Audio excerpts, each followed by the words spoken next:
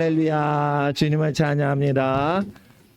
예, 찬양을 부를 때 영어가 어려운 사람은 찬양 계속 영어로 부르면 나중에 이제 영어가 들리고요.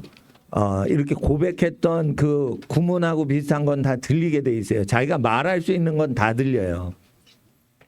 근데 말을 했는데 읽었는데 이게 해석이 안 되거나 뜻이 안 들어온 경우에는 문장을 해석을 하기 때문에 이게 뜻이 안 들어오는 거니까 자기가 말할 수 있는 표현은 다 들리게 돼 있고, 캐나다, 미국 이민 갔는데 40년 동안 영어를 들어도요, 미국 텔레비를 들어도 말을 못하는 표현은 안 들리게 돼 있어요. 40년이 지나가도. 그러니까 자기가 모든 책을 읽어야지 되는 거예요. 그거. 외국어 배울 때는. 예. 그리고 이제 오늘 우리가 새벽에 공부를 많이 했기 때문에 그 중간에 기도를 하고 그래서, 그런데 잘 보세요. 요한복음 14장을 잠깐 보시겠습니다. 26절. 물론 많이 봤지만 보혜사 14장 26절 이거를 읽을 때 이거를 사모하게 되면 이 현상이 오는 거예요. 이 구절을 사모하게 되잖아요. 그러면 이 현상이 우리에게 실제 사건으로 오게 돼 있어요. 그래서 성경 읽을 때 어떤 자기가 아주 꽂히는 성경이 있는데 그것이 계속 몇십 년 동안 그게 내 모든 마음을 사로잡는다 그러면 그 현상이 오게 되는 거예요. 그래서 26절을 보세요. 시작. 보혜사 곧 아버지께서 내 이름으로 보내실 성령 그가 너에게 모든 걸 가르치시고 내가 너에게 말한 모든 것을 생각나게 하시리라. 그래서 모든 걸 가르치신 거예요. 이거 모든 것은 성경 공부 모든 것이 아니고 살아가면서 모든 만물에 대해서 얘기하시는 거예요. 그러니까 솔로몬은 우슬초로부터 거목 백향목까지 모든 나무 특성을 다 얘기했어요. 백과사전보다 더 많이. 아무도 안 가르쳐줘요. 근데 그 다 얘기했어요. 왜 그래요? 성령이 솔로몬에게 임하셨기 때문에. 그러면 성령이 왜 모든 만물을 통달하는 학자의 지식이 솔로몬한테 왔을까? 솔로몬은 정치 지혜자 수준이 아니에요. 학자란 말이에요. 그래서 한의학은 기원전 900년경에 솔로몬으로부터서 모든 동방왕이 와서 그걸 받아 적어서 동방으로 돌아갔다고 돼 있어요. 그러면 인도 사람들이 왔을 거 아니에요. 동방이면. 근데 인도에서 모든 문물이 중국으로 넘어가요. 그렇게 돼 있다고요. 그러니까 한의학의 원류는 어떻게 해요? 솔로몬인 거예요. 그런데 그런 사람이 어떻게 해요? 정치도 하고 의학 연구도 하고 다 하는 거예요. 그러니까 성령이 임하시면 의사로서 지혜가 임하고 또 국어 교수로 임하고 이게 아니라 모든 것을 통달하는 현상이 일어나는데 거기 키포인트는 뭐라고 돼 있어요? 고통당하는 힘없고 가난하고 힘없는 사람들의 억울함을 해소하려고 어린 시절에 그 지혜를 구했다 이거예요. 그러니까 하나님의 지혜는 통달케 하는 지혜는 어떻게 와요? 지극히 가난한 사람을 도와주려고 권력자의 임무를 다할 때 지혜가 오는 거예요. 그러니까 여러분 지혜를 받을 때는 사회적으로 내가 영향력을 끼친다라는 비전과 결의와 헌신이 있을 때 지혜가 오는 거지. 지혜는 자기 잘난 맛에 느끼라고 지혜 주시지 않아요. 다른 사람의 팔다리 역할을 해주려고 지혜가 오는 거예요. 그래서 어떻게 해요? 지혜가 올 때는 희생적인 봉사정신이 있는 사람에게만 지혜가 오는 거예요. 자, 부모님이 엄하게 교육을 하는 집은 희생정신이 강하기 때문에 그만큼 요구하는 거예요. 그 집이 희생을 많이 했기 때문에 너 이렇게 해야 돼 라고 하는 건 왜 자신감 있게 어머님들이 할머님들이 집에서 과도하게 요구하시죠? 그거보다 10배 이상 큰 희생을 그 집안 어르신들은 희생하고 살아왔기 때문에 그 정도는 해야 돼라고 엄하게 얘기하시는 게 엄하지 않은 거예요, 사실. 그게 자신감이 있으시다는 건 그 집안이 그만큼 희생을 많이 치르는데 그걸 자연스럽게 정당하게 받아들인 집안이라 그런 거예요. 그래서 엄한 지역은 집안은 어떻게 해요? 사랑이 풍성할 수도 있고 환란이 많아서 사랑을 줄 여력은 없어도 희생을 많이 하고 살아가야만 됐던 역사적인 집안 내력이 있기 때문에 자녀들한테 엄한 거예요. 또 이런 게 있습니다. 그 인자하고 아주 잘 대해주시는 집안 있죠. 집안 어른이. 그러니까 뭐 공부 빵점 맞아도 괜찮다. 운동 빵점 꼴찌를 해도 괜찮다. 오래만 살아라. 이렇게 인심이 아주 좋은 집안 분위기가 있어요. 그러니까 뭐를 잘 못해도 괜찮다. 네. 너만 있으면 된다. 이런 분이죠. 고난을 많이 당하면은 희생을 많이 해서 요구하시는 플러스 증세가 있지만 또한 마이너스 증세가 있는 거예요. 이 험한 세상 그렇게 힘쓰고 살 필요 없다. 그 정도 했으면 됐다. 이게 뭐예요? 희생을 많이 했기 때문에 어떻게 해요? 그 정도면 됐다. 그런 거 너무 신경 쓰지 말아라. 이게 무슨 뜻인 줄 아세요? 고생을 너무 해서 그런데 에너지 쓰는 것은 그 수준 떨어지는 거다. 이래서 넉넉한 집이 오는 거예요. 그러니까 집안이 자기가 뭐를 열심히 안 해도 됐다. 그 정도면 됐다. 이런 집은 뭐예요? 산전수전 공중전 다 겪으신 집이라 야 그런 거 됐다. 대학교 못 가서 괜찮아. 이러면은 뭐예요? 세상 험한 꼴 다 보고 대학을 나와봤자 안 나와봤자 더러운 꼴 당하는 건 똑같은 세상이니까 너무 거기에 매달리지 마라. 이런 뜻이 있는 거예요. 그러니까 고생을 많이 하신 분들이 그런 얘기하는 거예요. 이해를 하셔야 돼요. 그러니까 학생들이 이게 어른들이 한마디가 딱 나올 때는 지혜로우시고 고난을 많이 버티고 사신 분들이 얘기할 때는 그 깊은 인생 철학이 나오는 거예요. 물론 이런 분들도 있어요. 밖에서 짜증나는 일이 많으니까 집에 와서 빡 화를 지르고 야! 뭐 이러고 막 공부하라! 뭐 이러고 그 왜 그러냐면 이게 뚜껑이 열리신 거지. 예, 밖에서 힘든 일 많이 당하셔가지고, 예? 근데 화는 믿음이 가고 서로 신뢰되는 상태한테 화풀이 하는 겁니다. 얘가 내가 화풀이를 한다고 도망칠 애가 아니다 이러면 믿음으로 화풀이를 하는 거예요. 그러니까 자식한테 믿음직하니까 화풀이를 하는 거예요. 그러니까 부모가 화를 버럭 낸다는 건 얘가 버럭 화를 내도 내 품에서 떠나가지 않겠지. 이러니까 안심하고 믿음이 있어야 화풀이 하는 거예요.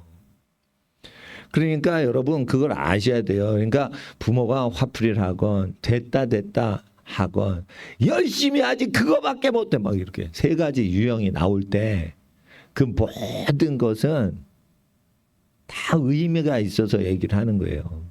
속이 좁으면 그거 감지를 못합니다. 이게 속이 좁은 사람이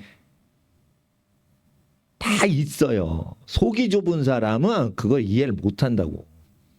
근데 예수님은 여기 14장에 예수님의 계명을 마음 중심으로 지키는 자들 있죠.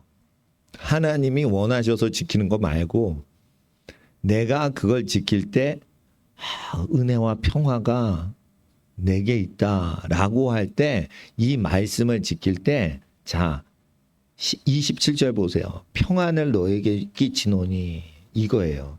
하나님이 모든 걸 가르치실 때는 예수님의 말씀 계명을 21절에 지키는 자에게 주시지만 지킬 때는 평안을 주신다 이거예요. 그러니까 예수의 말씀을 지키면 내가 왜 이렇게 평안한지 모르겠어라는 평안이 오는 이유는 여러분이 그 말씀을 사랑해서 지키기 때문에 평안이 오는 거예요. 근데 내가 예수님 말씀 착하게 살라고 그러셔서 나 착하게 살았고 부모한테 할 거 다 했는데 아우 짜증나. 이건 뭐예요? 예수님의 계명 안에서 사랑을 실천한 게 아니라는 거예요. 그러니까 짜증이 나는 거예요. 그러면은 지혜가 와 안 와? 안 오는 거예요. 그러니까 짜증을 내면서 그러니까 뭐 행동은 했지 행위로 의롭다함을 받을 수 없어요. 마음 중심이 어떤지에 의해서 의롭다함이 오기 때문에 마음이 의로운 자는 지혜를 받게 돼 있는 거예요. 왜? 하늘이 함께 하시니까. 그래서 제가 말씀드린 거예요. 남이 가보지 않은 길을 가라고. 성령님이 가르쳐 주시잖아. 그러니까 남이 했던 거 하지 마. 자, 근데 남이 했던 공부는 다 마치세요. 학교 다닌 건 남이 했던 걸 다녀야 돼. 들판에 나가지고 혼자 세례요한처럼 광야에서 나 혼자 대학 다녔어. 이러면 미친놈 되는 거예요. 학교는 기존에 있는 학교를 다녀야 돼. 세례요한이 학교 안 다녔는데 왜 통한 줄 알아요? 그 집안이 명문 제사장 집안이라 그런 거예요. 그러니까 광야에서 아주 수도 생활하다가 요단강 근처에 나타나도 그 집안이 유명한 집안이니까 다 아는 거지. 그러니까 요단강에서 세례 받지. 예? 산적지라고 해적지라는 집안에 도둑놈 집안에서 태어났는데 광야에 있다 갑자기 나타나면 산적이다 이러고 도망가지. 예? 누가 세례요한 그걸 느꼈어. 기존의 권위를 다 순응하고 순종하고 그러다가 어떻게 해요? 자기 일을 할 때는 남이 안 가본 길을 가라 이거예요. 근데 박사학위까지는 다 공부를 하고 그 다음에 남이 안 가본 길을 사업을 하든지 정치를 하든지 하란 말이에요. 그러면은 가봤던 사람들이 다 질렸을 때 여러분의 추종자가 돼서 수많은 사람이 여러분을 쫓아온다고. 그러면은 인생 성공한 거고, 남이 갔던 길을 가고 끝났어요. 그러면은 그냥 카피하다 끝난 인생 되는 거예요. 하나님이 가르쳐 주신다니까요. 남이 안 간 길은 가르쳐 주신다니까. 근데 남이 안 했던 짓만 해. 근데 극단적으로 그럼 그 미친놈 되는 거예요. 그거. 그러니까 사람을 봉사하고 사람에게 필요한 일을 하려고 남이 안 간 지도 밖을 걸어라 뭐 이런 책도 있어요. 어떤 여행 전문가께서. 예? 지도에 존재하지 않는 길을 걸어라 이거예요. 하멜 표류기가 있어요. 하멜이라는 사람이 1600년대인가 우리나라의 표류에서 왔는데 그걸 네덜란드어로 다 유럽어로 라틴어로 기록을 해가지고 갖고 유럽으로 조선에서 탈출해서 갔어. 근데 그 당시에 유럽 지도에는 조선이라는 지도가 없었어요. 중국은 있었는데. 그러니까 지구상에 기록이 없던 나라에 갔다 온 거야. 그러니까 너 달나라 갔다 와서 나 달나라 갔다 와서 달나라가 없는데 어떻게 달나라야. 거기 일본 옆에 중국 옆에 그 또 다른 나라가 있어. 그게 하멜 표류기예요. 하멜 표류기 내가 그 자료를 내가 갖고 있어요.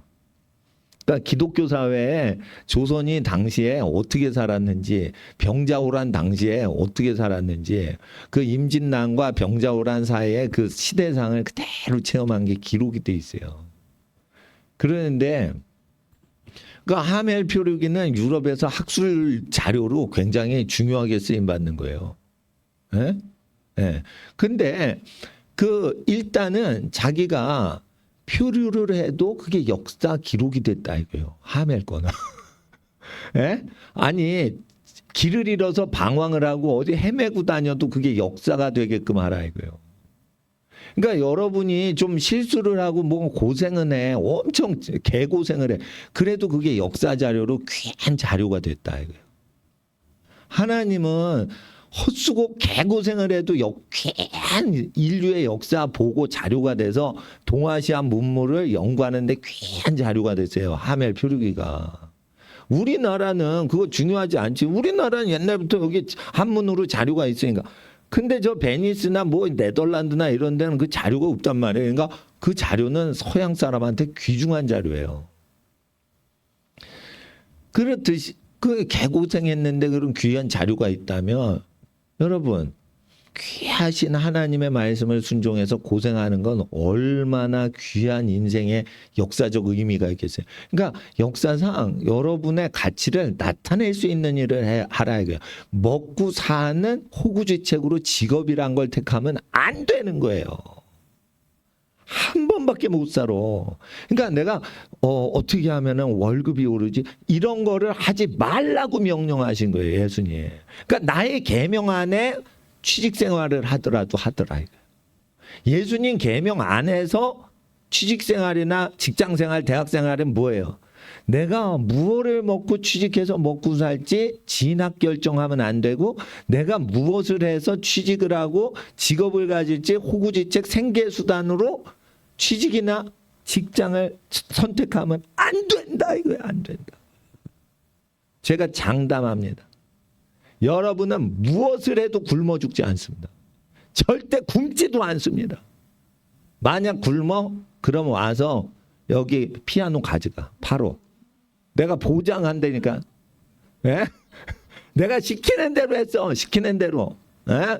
근데 목사님 말씀을 100% 순종하고 완전히 살았더니 먹을 밥이 없어요. 그러면 가져가. 이거 가져가. 500만 원짜리 가져가. 400만 원짜리. 예? 진짜 나 자신해. 진짜. 응? 예? 부모 공경했는데 굶어 죽는 인간 내가 본 적이 없어. 부모님 근심 걱정 끼쳐드리지 않으려 열심히 공부하는 학생 잘 안 되는 경우 못 봤어요. 불신자도 하나님이 도와주셔. 근데 여러분은 대치동 학생들은 불신자인데 부모 근심 끼게 봐. 예배 시간에 학원 다녀요. 지금 주일 오후에. 그런 것도 굶어 죽지 않게 하세요. 밥 배부르게 먹여주세요. 여러분은 지금 학원을 포기했단 말이에요. 주일 지키려고. 그러면은 여러분 기대를 하시라. 하버드 박사 나왔어? 너 내 부하 될 사람이야. 이 정도 자신이 있어야 되는 거예요. 부하가 학벌이 아무리 높아도 고용주의 다스림 의지에서 살아가는 권위를 세우시도록 되어 있기 때문에 순결을 지키라는 거예요. 제 얘기는. 학벌에 의해서 사람의 높고 낮음이 결정되는 경우는 있지만 그건 취직하는 종들의 세계에서만 되는 거고, 자유자의 세계에서는 학벌에 의해서 자기가 위계 질서가 정해지지는 않아요. 그러나 밑에 사람들을 지도하는데 기본적으로 밑에 사람들이 내 지시를 잘 이해하도록 하기 위해서는 박사를 받고 지도자가 지시를 해야 밑에 사람이 편하게 지시를 받는다. 이게. 그러니까 종업원들을 위해서 박사를 받아줘야 된다. 이게. 종업원 중에 못 배운 사람 부려먹을 수도 있지만 똑똑이 부려먹을 때 얘가 교만한 놈이 올 수도 있어요. 여러분 밑에. 그러면 어떻게 돼요? 여러분이 박사를 공부하고 박사 아무것도 아니고 귀중한 가족들과 사람을 소중히 사랑해야지 하나님께서 하늘이 함께 하신다. 이런 거룩한 기운이 있을 때만 세상 것들이 깝죽되지 못하는 거예요. 그래서 하나님 앞에서 인생을 다 사시고 남을 위해 희생하셨는데 이제는 진이 다 빠져서 쓸모없는 노인이 됐을 때 그 어르신을 귀에 섬길 수 있는 자에게 하나님의 기운이, 통치자의 기운이 오는 거예요. 그러니까 집에 할아버지 할머니한테 잘해야지 통치자의 기운이 되는 거지, 기운이 오는 거지. 성령이 오셔서 모든 걸 가르치시고 경영학의 리더, 정치학의 리더십을 기름 부으시는 거지. 오시면 그냥 성령이 오셔서 기분 좋게 하시는 게 아니고 지혜를 가르치시고 가르치신다 이거예요. 배우지 않은 걸 가르치시기 때문에 준비하시라 이거예요. 남이 가보지 않은 길을 인생길을 가라 이거예요. 그래야 그분이 신나게 가르쳐 주시니까. 남이 가보지 않은 길을 가기 위해서는 그것 또한 이웃을 사랑하기 위해서 이웃의 고통을 해결해 주기 위해선 남이 가지 않는 길을 가야지 하나님이 가르쳐 주시는 거예요. 그러니까 사회의 고통당하는 걸 잘 보시라 이거예요. 하늘의 지혜를 받으려면 사회의 백성이 고통당하는 걸 얘기하고 커뮤니케이션하고 있어야 돼요. 백성이 이렇게 힘듭니다. 내 일은 아니지만 다른 사람이 이렇게 힘듭니다. 그래 정치 성향이 있어야 지혜가 오는 거예요. 공부만 하는 애는 국영수 과목으로 명문대에 가. 더 공부 잘하면 뭐 의대나 뭐 로스쿨도 가. 그것과 땡이에요. 사회의 고통당하는 백성의 모든 것을 이렇게 보는 거예요. 자, 윤석열 대통령이 왜 대통령 됐어요? 나는 사람에게 충성하지 않고 국민한테 충성한다. 국민이 고통당하면 난 거기에 봉사하겠다. 이런 게 어필이 된 거예요. 그러니까 박근혜 대통령한테 충성을 안 한 거야. 그러니까 문재인 대통령한테도 충성을 안 하는 거지. 백성들이 고통당하면 나는 문재인 씨를 도와준 적은 있어도 따를 수는 없다 이거요. 백성들이 자유민주주의를 원하는데 문재인 씨는 사회주의 공화국을 원하니까 백성들의 고통을 줄이기 위해서는 나는 문재인 씨 안 도와준다. 이런 쪽으로 간 거예요. 쉽게 말해. 윤석열 씨가. 그러니까 대통령이 된 거야. 그러면 한동훈은 또 자기 출세하려고 어떻게 해? 에? 국민만 바라본다. 그건 윤석열을 버리겠다는 뜻이에요. 선배한테 배웠잖아. 그런데 그 사람이 인기가 지금 있는 이유가 국민들이 고통당하면 공직자들이 정신 차리고 살아야지 국민을 섬길 수 있다 이거예요. 뭐 그런 유예요. 근데 그게 먹히는 이유는 그런 식으로 살아야 되기 때문에 그런 거예요. 자기 생존을 위해서. 그분이 착하다는 게 아니고 정치 권력 구도에서 생존하려면 그런 수밖에는 생존 다른 탈출구가 없어요. 그러니까 여러분도 아셔야 돼. 그 뭐 정치를 하건 안 하건. 백성들이 고통당하는 걸 항상 보고 자기 의견을 한번 피력하고 남의 의견을 들어보라 이거예요. 내 말이 맞는지 다른 사람의 주장이 맞는지. 백성의 고통을 해결하는데 내 판단이 옳다라고 난 생각하는 거예요. 백성이 왜 고통당해요? 가족을 먹여 살리기가 힘들다는 거예요 지금. 그러면 왜 하나님이 이걸 허락하시죠? 가족을 희생하지 않고 이기적인 어떤 죄들이 있다는 거지. 예? 그러면 자기가 좋아하는 일을 해야 돼. 가족을 부양하는데 유리한 일을 해야 돼. 여러분, 일은요, 내 자식 먹여 살리는데 필요한 건 다 하면은 좋은 거예요. 직업이라는 것은 먹고 사는 용이 아니고 사람들을 옳은 길로 돌이키는데 무언가 나에게 유리한 고지를 주는 정치적인 입지를 주는 것을 직업으로 택해야지 먹고 사는 용이 되면 안 되고 먹고 사는 거는요. 돈이 벌리는 사업은 다 하세요. 그냥. 그럼 돈이 들어와서 착하게 돈 벌면 다 여러분 직업이 되는 거야. 그러니까 여러분 아셔야 돼. 학교 선생님을 했어. 근데 돈을 여러분 혹시 집안이 땅이나 건물이 많은 부잣집에서 태어났어. 그러면은 부동산 임대업을 하면서 학교 체육 선생님을 하고 살아야죠. 두 가지를 다 해서 돈 버는 거예요. 두 가지에서. 그러니까 학교 선생님에서 돈 벌 생각하지 말라니까. 그런 식으로는 부자 못 돼요. 그러니까 직업이란 뭐다? 내가 사회를 옳은 길로 인도하는데 영향력을 효율적으로 끼칠 수 있는 도구를 잡은 거예요. 호미를 잡을지 쟁기를 잡을지 여러분이 효율성을 보고 하는 거예요. 쭈그려서 이렇게 식물을 심고 있는데 쟁기는 불편한 거야. 호미가 편한 거지. 그러니까 사회적으로 옳은 일을 하고 많은 사람은 의롭게 인도하기 위해서 직업을 택해야지 돈벌이용으로 택하시면 안 된다는 거예요. 돈벌이용으로 목사를 택해. 진짜 잘못 택한 거예요. 직업을. 먹고 사는 거는요. 그냥 여러분이 쓸데없는 물건 중고 매물 시장에 인터넷에 핸드폰으로 찍어 올려도 팔리면 돈벌이가 되는 거예요. 그걸. 돈벌이를 공식화하지 말고 돈벌이는 그냥 아무거나 모든 장사를 한다. 이렇게 생각을 하세요. 모든 직업, 모든 활동은 다 돈벌이가 돼요. 그러니까 모든 직업을 다 하더라도 제어받지 않는 삶을 사시라고 웬만하면. 자, 미국에서는 판사가 인기가 없어요. 돈을 못 벌게끔 해요. 판사하고 변호사를 못하게 해요. 그러니까 돈을 못 벌어. 그러니까 판사, 검사 인기가 별로 없어. 변호사가 인기가 많은 거예요. 돈을 아주 그냥 크게 벌 수 있게 해놨어요. 그러니까 유명한 변호사 돼서 재벌되려고 하지. 판검사 하면은 그거 공무원 비슷하고 퇴직해서 연금 받고 살고 존경은 받는데 자본주의 사회에서 돈을 만지질 못하는 거예요. 큰 돈을 못 만져요. 근데 우리나라는 판사 검사 그만두면 변호사 옆에서 떼돈을 벌게끔 되니까 연줄, 학연, 지연, 연맥, 인맥을 계속 쌓아놓는 거예요. 그러니까 돈 버는 직업이 되는 거예요. 판검사 자체도.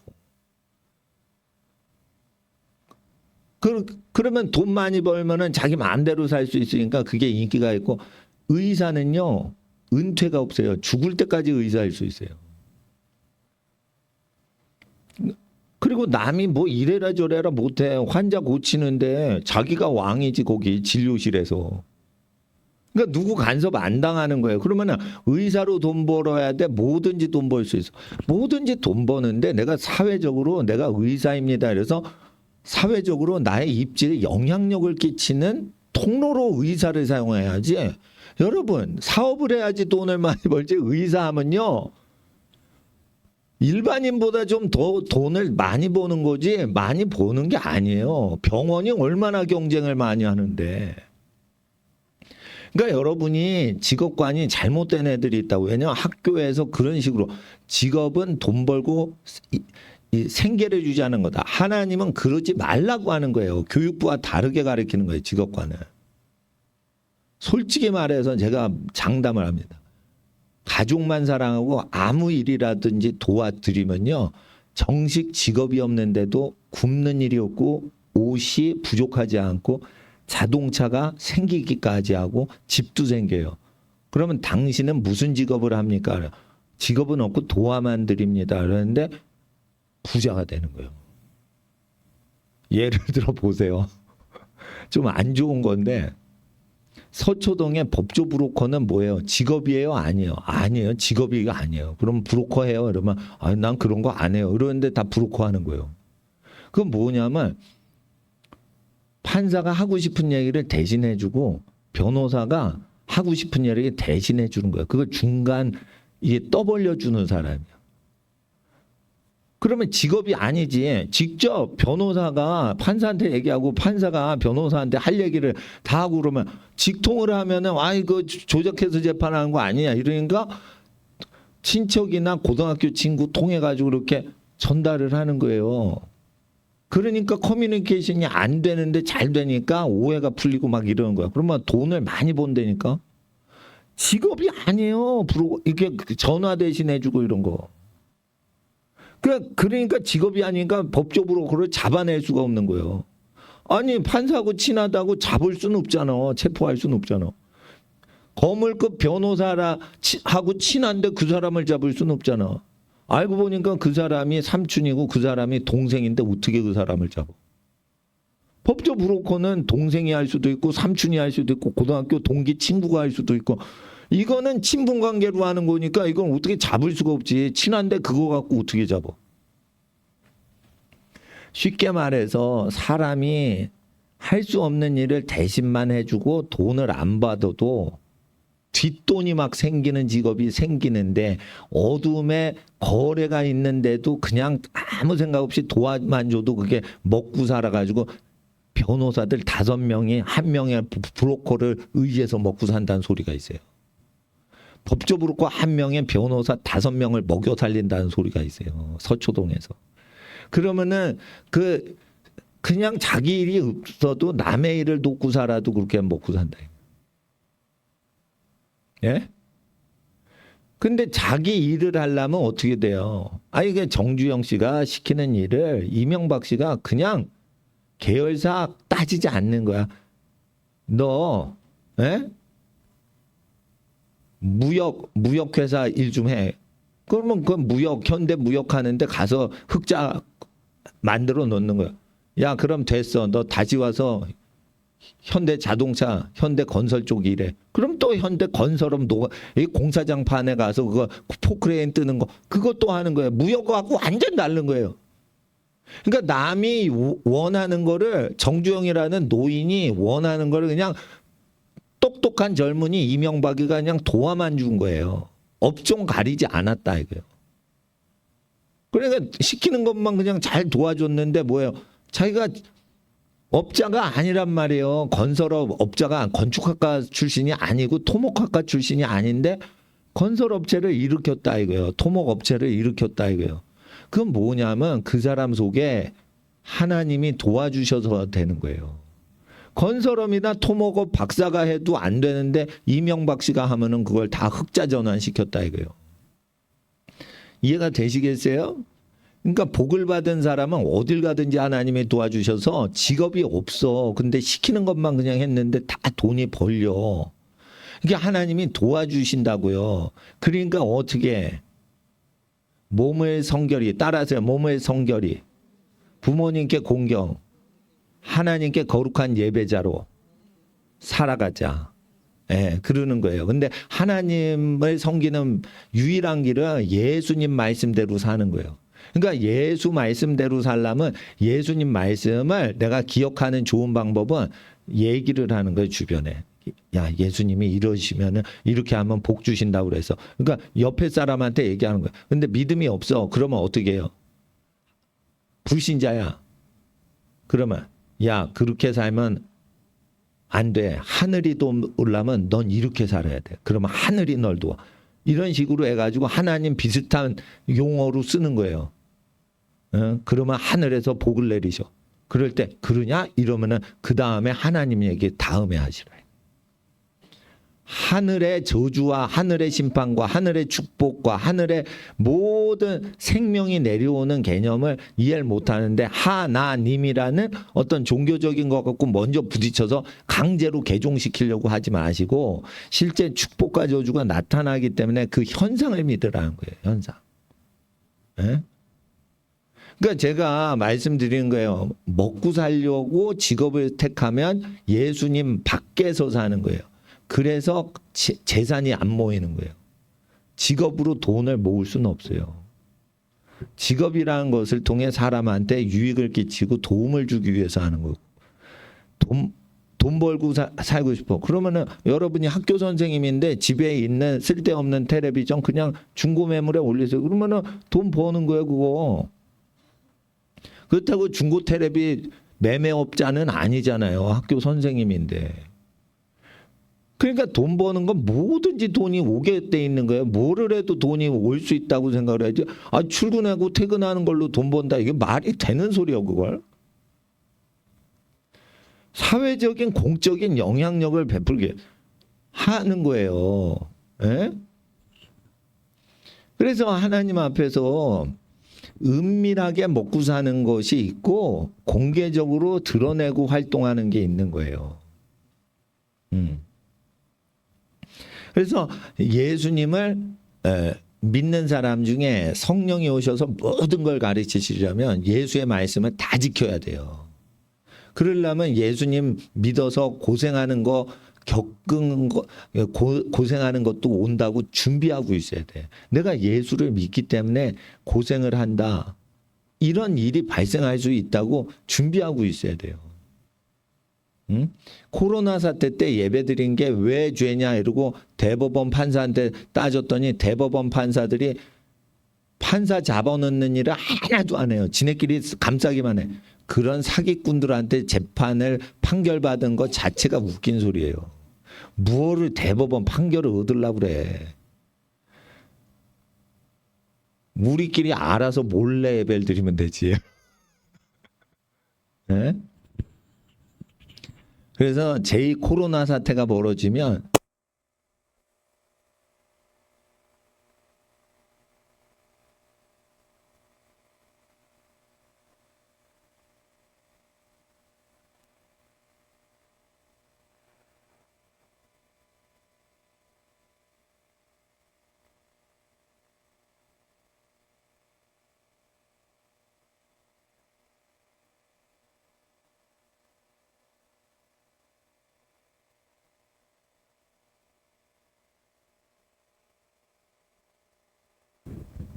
할렐루야. 인터넷 들으시는 분은 이거 알 수가 없어. 우리는 박해를 예비해야 돼. 국내에서 돈벌이가 안 될 때를 대비해서 해외 경제 활동도 할 수 있게 준비를 하셔야 돼요. 좀 도움이 된다 그러면 외국 기업체도 한번 취직을 해보고 외국 그리고 고리대금업자는 나쁜 거예요, 영적으로. 그러나 금융업체에 가가지고 비쌀 때는 달러를 사지 않고 쌀 때 달러를 확보해 놨다가 나라가 어려울 때 달러를 푸는 프로바이드 하는 것은 나쁜 고리대금업이 아니에요. 그러니까 국제금융업을 배우려면 국제금융기관 회사에 취직하는 것도 학습을 위해서 할 필요가 있는 거예요. 예. 그러니까 고리대금 이자놀이 하는 악독한 사람이 되면은 천국에 못 가는 나쁜 직업이니까 그게 도둑놈하고 약간 비슷한 거예요. 그렇지만은 환율이 유리할 때, 환율이 불리할 때 그거를 잘 관리를 해서 재정 손실이 없게 환전을 하는 거는 때에 맞춰서 식량을 공급하듯이 때에 맞춰서 자금이 새지 않도록 관리해주는 작은 관리책이기 때문에 그거는 청지기 개념으로 보셔도 돼요. 그러니까 의도가 중요한 거야. 남의 재산을 뺏어서 가난하게 해도 눈 깜빡 안 하고 자기 것만 챙기면은 고리대금 업자고, 이자의 환율을 통해 가지고 회사나 나라나 가정과 개인이 손해당하지 않게 보호를 해주기 위한 착한 의도로 하면 그거는 착한 금융업자예요. 그렇게 보시면 돼요. 그러니까 사람이 착한 사람인지 악한 사람인지로 심판이 오는 거지, 직업을 가지면 그 직업은 다 지옥 간다 이렇게 아시면 안 되는 거예요. 착하면 고리대금을 해가지고 자기가 손해보겠죠. 보아스가 그런 거예요. 보리 농사를 지었는데 왜 룻한테 보리 알고기 가게 그렇게 자기 손해당했잖아. 자기 보리밭인데. 그래도 굶어 죽고 그러지 않게 하려고 가난한 친척집 도와주고 자기 집은 부자니까 곡식 수확물을 안 가져갔잖아요. 에? 그러면은 그런 거지. 사람이 착해야 되는 거예요. 근데 착하기만 하면 안 돼. 지혜로워야 돼. 지혜롭다는 건 뭐냐? 하나님의 성령이 가르쳐 주신 대로 순종을 했기 때문에 지혜로운 거예요. 그러니까 뭐든지 착한 사람으로 됐을 때 하나님께서는 그 사람 도와주려고 하니까 일단 착해야 돼.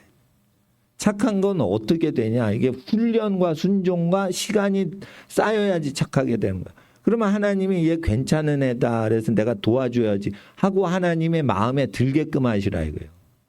그러면 하나님 마음에 딱 들면 어떻게 되는 줄 알아요? 할아버지 할머니만 좋아하시는 게 아니에요. 엄마 아빠도 의지를 해요. 기대를 하신다고. 어려우신 집안은 부모가 의지를 하고 잘 되는 집안은 부모가 기대를 한다 이게. 그때 하나님께서 여러분과 함께 하시는 사인이라고 보셔야 돼요. 왜냐하면 여러분 학생들을 가장 사랑하시는 분은 직계 존속이라고 봐야 돼. 할아버지 할머니 엄마 아빠 이런 분들이 희생적으로 사랑하시는 순수한 사랑하시는 분들이니까 그분들의 반응을 통해 하나님이 인정하셨다 인정 안 하셨다가 나오거든요. 그렇기 때문에 집안 부모님의 근심 걱정 끼쳐드리지 않고 기대감이 충만하실 수 있게 열심히 자기 일을 알아서 하라 이거예요.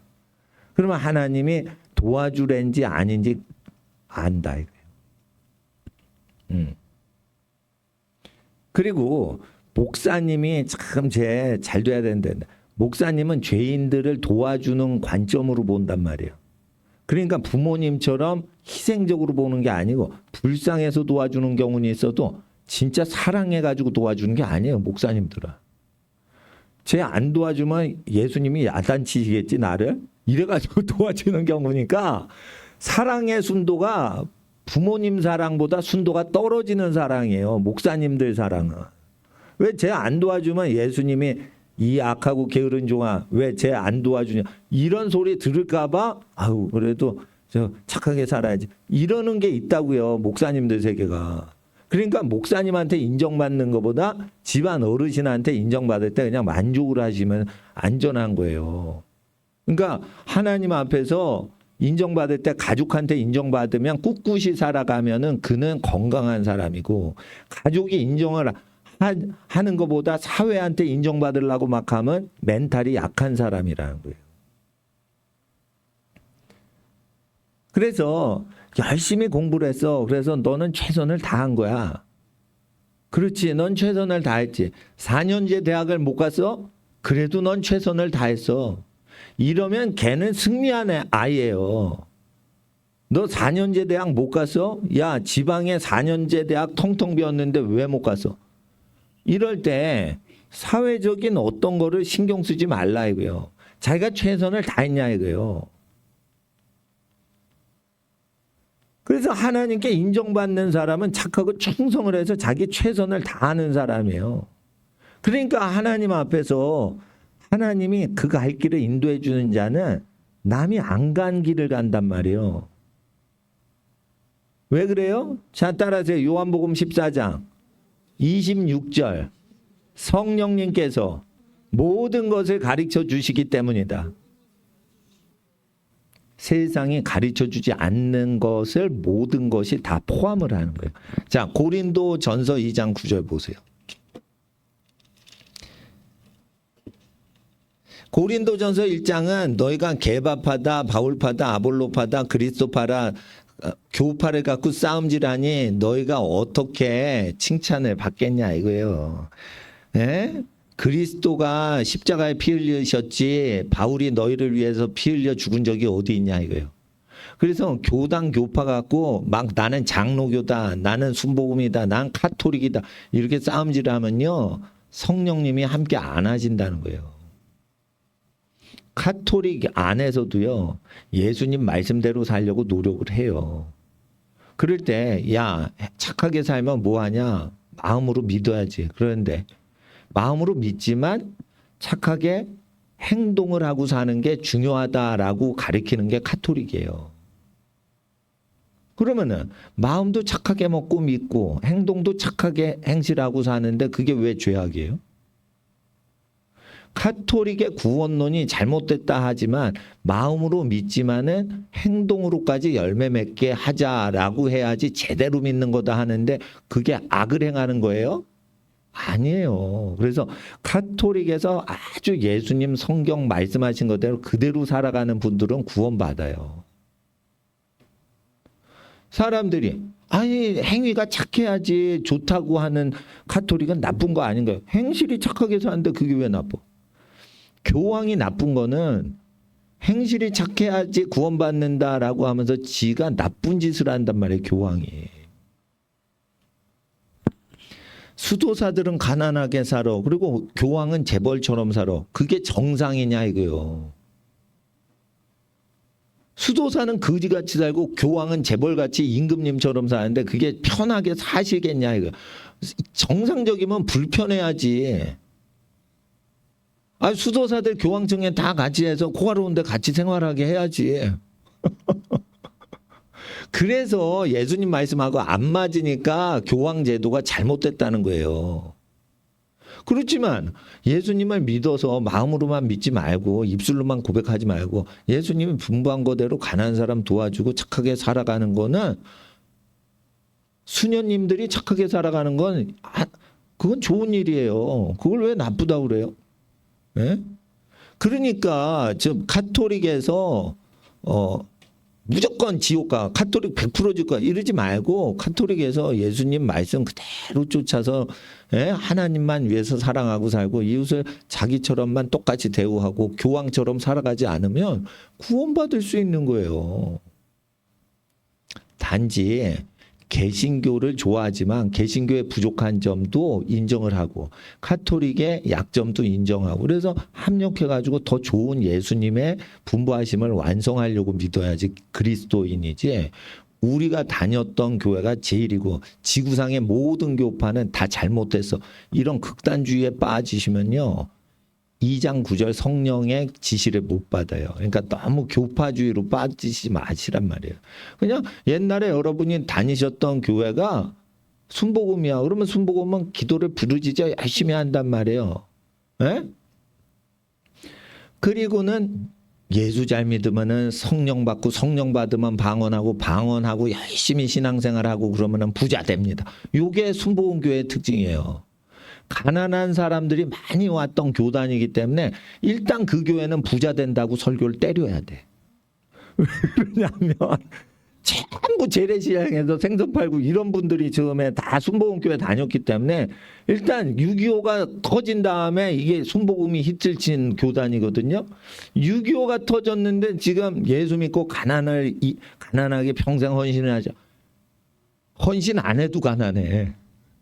문제가 된단 말이에요. 그러니까 순복음 교단은 부자가 될 수 있습니다. 예수님 믿으면 축복이 옵니다. 예수님 믿으면 병이 고쳐집니다. 이거는 6.25 직후의 시대상에 맞는 거예요. 맞는 소리라고.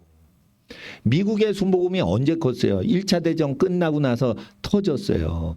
2차 대전 끝나고 나서 종전 이후에 50년대 큰 교단이란 말이에요. 그러면 전쟁 후에 어떻게 돼요? 재건하자, 건설하자. 폐허가 됐지만 우리는 살 수 있다. 이 전쟁의 흐름을 타시고 순복음 교단이 했기 때문에 순복음 교단 나쁜 게 아니에요. 근데 재벌한테 예수 믿으세요 재벌님 그러면은 잘 살아요. 그러면은 예수 제대로 믿지도 않는 부자한테 순복음 교리가 통하면 부자를 회개는 안 시키고 잘 사는 게 마치 탐욕으로 인해서 잘 사는 건데 신앙 좋아서 잘 사는 걸로 재벌을 포장해 주니까 부자한테는 안 맞고 극빈자한테는 좋은 교단이에요. 그리고 이제 장로교 중에 고신 측은 고신 측은 누구 자랑해? 신사참배 거부했던 주기철 목사님, 손양원 목사님 자랑하는 교단이에요. 우리는 신사참배 안 했다는 거예요. 그리고 목사들은 가난하게 살아야 되니까 성도들도 가난하더라도 신앙 지켜야 된다. 이렇게 가르치는 추세가 아주 세요. 고신 측이나 저기. 그리고 교단 재산도 많지 않아. 소망교회, 영락교회, 사랑의 교회, 교회 재산 오부지게 부자예요. 많아요. 근데 고신 측은 교회 부자 되면 안 돼. 적당히만 예배당 운영해. 그리고 검소하단 말이에요. 목사님들도 다 검소해요. 그리고 뭐라고 가르쳐요? 가난이 복입니다. 뭐 이런 설교자가 많은 거기에. 그러면은 그거는 부자 대상으로 회개시킬 때 괜찮은 거예요. 그러니까 상황에 맞춰서 하는 거죠. 그러니까 근데 그 교단 얘기를 하시면 그 쓰레기 같은 얘기예요. 때에 맞게 하면은 되는 거지. 때에 맞게 하면. 그래서 이 교단 자랑하면 너희가 육에 속한 거다. 3장에. 결국 2장 9절에 어떻게 해요? 성령이 오시면 8절에 2장 8절 이게 중요하니까 8절과 9절을 잘 보세요. 7절도 6절도 6, 7, 8, 9절이 성령이 오시면 인간이 절대 모르는 것만 가르쳐 주신다는 게 요 6절부터 9절까지의 핵심이에요. 그러면은 우리가 교파 교단을 자랑하는 짓거리를 하면 하나님이 길이 없는 데로 가서 역사상 없던 일을 너의 사업을 해라. 너의 직업을 만들어라. 했는데 못하게 된단 말이에요. 그래서 교단 교파 자랑을 하지 마시라고. 그리고 나는 성경 몇 장 몇 절을 사모합니다. 나는 옛날엔 장로교 다녔고 옛날에는 순복음 다녔고 지금은 그냥 한미연합교회 다니지만은 일단은 성경을 믿습니다. 이래 버리면은 지혜로운 거예요. 교단 교파 자랑을 왜 해? 자, 이동규 목사님은 어려서부터 순복음교회 다녔어요. 근데 집안 전체가 감리교회 다녔는데 그러면 왜 감리교회 안 가고 순복음교회 갔냐? 집 바로 옆이 순복음교회인데 친구들하고 인기가 너무 친해져가지고 인기가 많고 그래서 그냥 순복음교회 다녀라 이러고 동생은 감리교회 데리고 가셨대요. 그래서 그러다가 영원히 그렇게 된 거야. 그래서 근데 집안에 모일 때 식기도 할 때 너 왜 순복음교회 다녀 뭐 이러지 않습니다. 같은 교회 다니는 거랑 똑같습니다.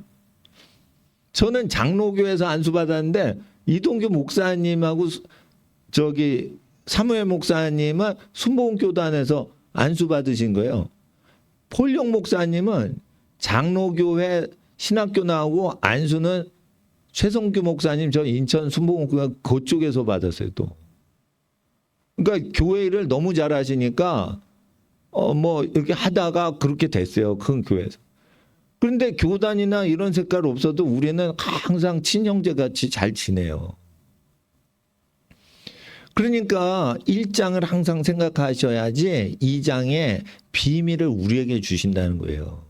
심지어 카톨릭이라도 카톨릭의 나쁜 점을 본받지 말라고 루터가 종교개혁했잖아요. 그러면서 카톨릭의 나쁜 점은 멀리하고 루터 말대로 카톨릭의 장점은 그냥 취하면 돼요. 그러니까 카톨릭을 100% 악마 세력이다 이런 교회를 조심하시라고요. 네. 그러면은 카톨릭도 야 카톨릭 빼고는 전부 다 다른 종파는 이 악마 세력이다 이렇게 하면 또 안 되는 거지. 카톨릭보다 좀 더 좋은 기독교 활동을 하려고 종교개혁을 한 거지 카톨릭보다 더 타락하려고 종교개혁한 사람은 없어요. 제가 이 얘기를 하는 건 이 시대 한국 사회의 정치, 경제, 교육과 군사와 모든 문화보다 더 업그레이드된 사회를 잉태하는 주인공이 되도록 우리 학생들을 준비시키기 위해서 하는 거예요. 네? 그러니까 하나님이 9절에 자기 사랑하는 자들을 위해 예비한 것을 모든 것은 눈으로 못 보는데요. 8절에 보세요. 이 시대에 가장 똑똑한 사람이 알지 못한 거 못하게 하신다는 거예요. 그러면 자 보세요. 관원은 뭐냐? 한덕수 총리가 하버드 대학교 박사학위 소지자예요. 우리나라의 아주 유명한 경제학자라고요. 한덕수 총리가 돈벌이를 생각을 할 수가 없는 그런 부의 원천을 여러분에게 주신다고. 관원이 뭐예요? 하버드 출신 경제학자가 국가 경영하죠. 그 사람도 모르는 걸 개인한테 주신다는 거예요. 그러니까 당신은 하버드 박사 받아가지고 뭘 이루었어? 이룬 게 없지. 우리는 하나님이 역사상 없던 일을 시키셨어. 그게 성령의 사람인 거예요. 그러니까 성령의 사람은 하버드를 일부는 갈 수 있지만 하버드를 간 사람을 부끄럽게 하기 위해서 하나님이 영광 받으셔야 되기 때문에 하버드를 웬만하면 가지 않고 하버드를 간 사람이 못한 일을 비싼 학교 안 다니고 능가를 해버리면 되는 거예요. 쉽죠? 그러니까 모든 권투 선수를 다 이기고 챔피언이 될 필요는 없어. 전 세계 모든 권투 선수를 다 KO로 눕혀버린 사람만 한 번 이기면 되는 거야. 아시겠어? 굉장히 편리하게 사는 거죠. 그러니까 피투성이 되면서 계속 권투 싸움 해가지고 전체를 다 이길 필요가 없어. 전체를 다 어지럽게 판을 이기고 누가 딱 잡았어. 근데 그 사람을 제압을 해버리는 거예요. 그러면 여러분이 하나님께 영광 돌리는 거예요. 그러니까 이제 학교에서 깡패 두목이 있는데 남자애들을 다 쓰러뜨렸어. 근데 그 사람이 이동규라는 학생만 못 쓰러뜨렸어. 근데 이동규라는 학생은 어린이들, 청소년들 전도하느라고 힘썼어요. 그래서 싸움을 한 번도 한 적이 없고 단지 무술만 도장 가서 배운 거예요. 에? 싸움을 한 번도 한 적이 없어. 그리고 사람을 치면 죽으니까 어떻게 기절만 시켜라. 요것만 배웠어. 그 싸움을 안 했어. 먼저 싸움 안 걸었어. 근데 전부 때려 눕히던 애들이 패거리로 찾아왔을 때 3초 만에 기절시켰다 이거예요. 그럼 된 거예요. 싸움을 안 하고 깡패들 이기면 되는 거예요. 그러니까 돈에 미쳐서 발작을 하는 인간들을 이길 필요 없어. 그들이 모든 세상의 모든 것들을 어떻게 해요? 에? 접수하고 접수해. 근데 문제가 일어나. 그러니까 그들이 해결을 못해. 그러면 여러분이 나타나서 해결을 딱 해주고 한 건으로 끝나는 거예요. 그렇게 하면 되는 거예요. 예? 하만이 이거저거 다 장악을 했어. 모르드게가 절을 안 해 괘씸한 놈. 그리고 모르드게를 죽이려고 했는데 하만이 모든 걸 장악했을 때 하만 세력이 무너지면서 그 하만이 점령을 했던 모든 정계와 재계의 권력이 모르드게 한 번에 와요. 그러니까 모르드게는 정치 경제계를 다 점령하려는 노력을 할 필요가 없었어요. 하만이 다 장악해 놓은 거를 한 손에 그냥 물려받은 거예요. 하나님은 그런 대역전을 한 번에 뒤집어 버려요. 그러니까 그때를 대비해서 살았기 때문에 출세하려는 욕구를 갖지 마세요. 출세를 할 필요가 없어. 그걸 싸움질을 다 하만처럼 다 해야 돼. 그러니까 뭐냐면 먹고 살 걱정도 하지 말고 어떻게 백성들이 고통당하는지만 계속 보고 그거를 이렇게 토의하고 그 아이디어를 내면서 어떻게 하면 우리가 더 발전해서 남들을 도와줄지를 준비하고 성실히 살아가되 가까이 있는 부모님과 자녀와 가족을 챙기면서 자기 소중한 사람부터 챙기는 거예요. 그게 알짜배기 인생인 거지. 국가를 위해서 뭐 한다. 거짓말이에요. 그거. 국가를 위해서 한다. 국가 말아먹는 놈의 들이 있어요. 그들이 해결 못하는 걸 반짝하고 하나님이 여러분을 높이실 때 그걸 해결해 드리면 되는 거예요. 그리고 평소에는 어떻게 여러분이 사랑하는 분들을 소중히 여기면서 살아가고 행복을 누리면서 사는 게 행복한 거지. 여러분 국민이 여러분 사랑하는 줄 알아요? 국민을 위해서 살겠대.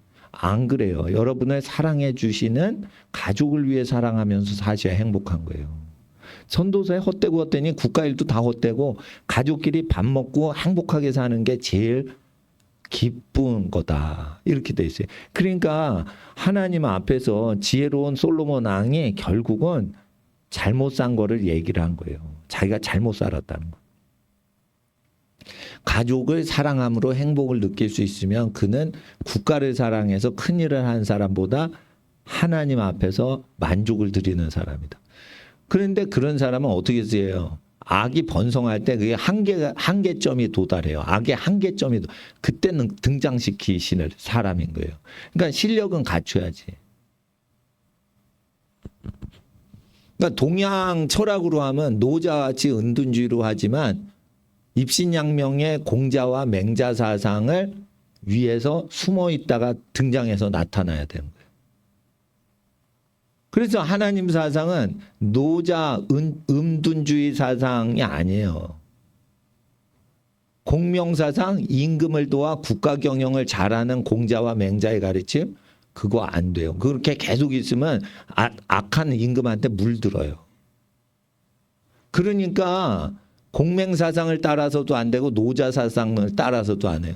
세상의 소금과 빛이 되지만 세상에 속하지 않아야 돼요. 예수님 사상이란 말이에요.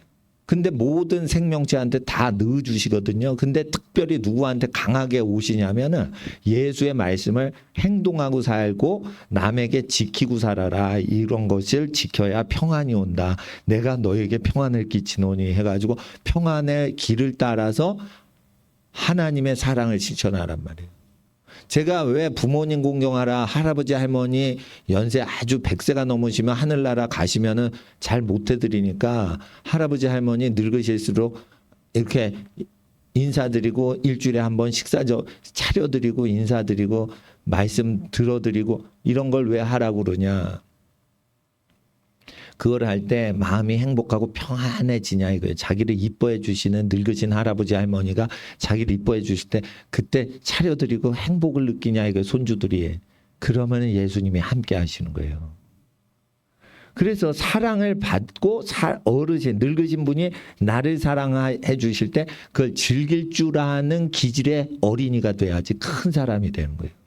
누군가 나를 사랑해 줄 때 낯설어하고 멀리하고 이러지 말고 누군가 나를 야단치고 사랑해 주시고 또 안아주시고 사랑해 주실 때 그걸 즐길 수 있는 어린 시절의 심령을 건강하게 가져야 높은 사람이 자기를 좋아해도 즐겁게 그거를 고마워하고 하는 기질이 생기는 거예요. 자신감이. 그러니까 높으신 늙으신 어르신한테 그거를 하고 말상대를 해드리고 잘 들어드리고 사랑스럽게 그렇게 유치원 때부터 사랑을 쭉 받고 6학년까지 그 시절을 잘 지낸 자는 크게 성공할 사람이에요. 보통 노인하고 유치원생이 그렇게 말동무를 못하거든. 근데 할아버지 할머니가 행복할 정도로 이렇게 말상대를 한다는 건 얘는 사람 경영할 수 있는 사람입니다. 예를 들어 보자. 루즈벨트가 이게 소아마비를 어릴 때 알아가지고 그때는 약이 없었어요. 그래서 평생 소아마비로 살아서 연설할 때 빼놓고는 목발을 짚고 있었어요. 항상. 루즈벨트는 자기는 다리가 불편한데 엄청 부잣집 아들이에요. 엄청 부잣집 아들인데 평생 절름발이로 살았어요. 플랭클린 루즈벨트입니다. 테오도르 루즈벨트 아니고 플랭클린 루즈벨트. 그러니까 2차 대전에 승리했던 그 대통령은 플랭클린 루즈벨트. 절름발이에요.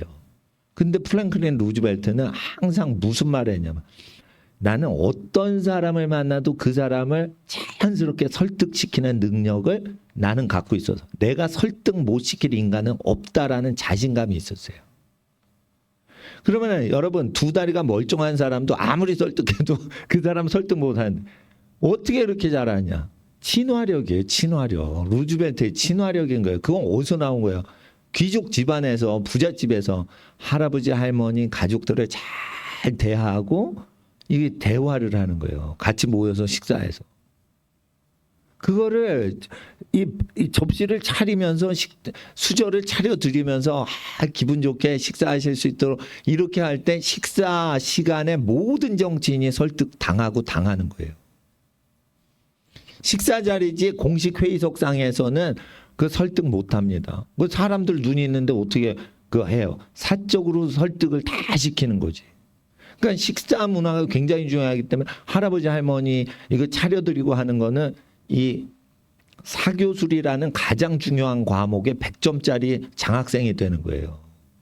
근데 그분이 나를 사랑하시잖아요. 할머니 할아버지가 엄마 아빠가. 근데 엄마 아빠가 관계가 자기를 안 좋아하고 동생을 더 좋아해요. 그러면은 멀어져요 보통. 근데 나보다 동생을 더 좋아하는 아버님이 계시면 더 적극적으로 차려드리는 거예요. 이러면은 이 정치 훈련 자체가 완전히 되는 겁니다. 그리고 따님인데 아빠가 딸을 좋아하는데 딸을 엄마는 야단만 쳐요. 그러면 어떻게 해요? 딸이 엄마한테 자기 야단치는 엄마한테 적극적으로 막 잘해드리는 거야.